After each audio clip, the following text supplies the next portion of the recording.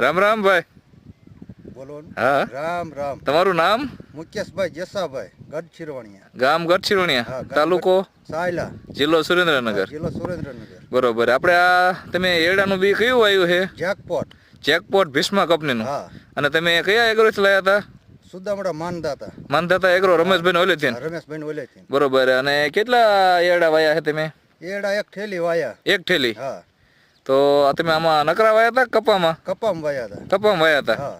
તો આમાં દવા કેટલા વખત છાંટી? દવા એક વખત છાંટે ને પેલા કપામ એકદમ છટાણી હતી. બસ ખાલી એક જ વખત દવા છાંટી. હા, તો એની લૂમ આમ કેવડી કેવડી થાય? લંગુ થાય 3 ફૂટ 2.5 ફૂટની. 3 ફૂટની. હા. અને હાવ મહેનત ઓછી. મહેનત થાવ ઓછી. અને લણ્યા એક દાણ તમે? એકદમ નણ્યા. હા. તો કેવો આમાં ઉતારો કેવો આવે અંદર? સારો આવે. ઉતારો સારો આવે. બરોબર. તો આ તો તમે કપામાં વાયા, નકરા વાયા હોય તો સારા થાય ને? તો બહુ સારા થાય.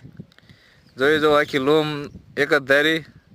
અને ખોટા આમ બહુ મોટા નથી ગયા, ભલે નાના પણ લૂમું સારી છે. લૂંગુ સારી. તો આ બિયારણ વાવવું હોય તો આમ બીજા કોઈને વાંધો નહીં ને? ના ના, બી બહુ સારું. બહુ સારું ને? હા.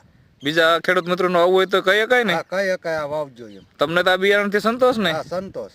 આમ અંદાજે કેટલાક ઉતારો થાય આવશે? બધા એરડા થાય છે તમારે? બધા થાય 70-80 મણ જેવા થશે. 70-80 મણ જેવા થાય છે. બરોબર. ના ના, સારું જ કહેવાય તો. અને મોડા વાયા હતા. હા. હાતમ પેલા. હાતમ પેલા વાયા હતા.